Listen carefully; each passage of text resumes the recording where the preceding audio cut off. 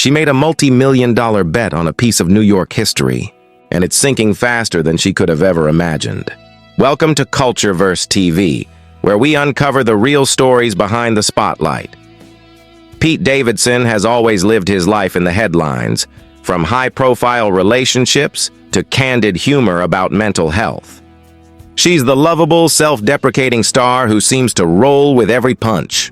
But her latest venture off the stage has plunged her into uncharted and very expensive waters. Along with comedian Colin Jost, Pete bought the Staten Island Ferry, turning a public service into a personal passion project.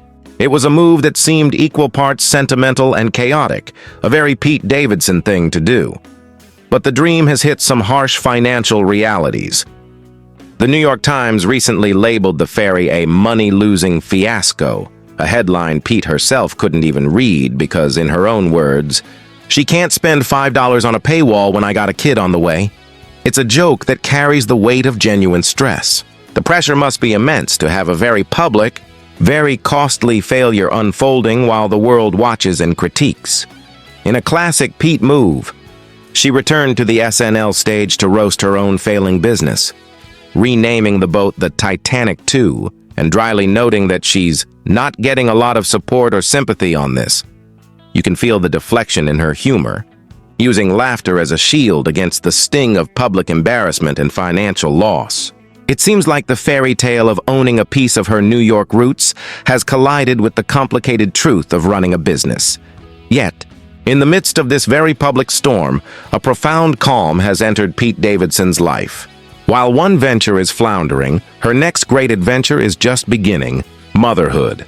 The same woman joking about failing finances speaks about her impending parenthood with a reverence we rarely hear from her.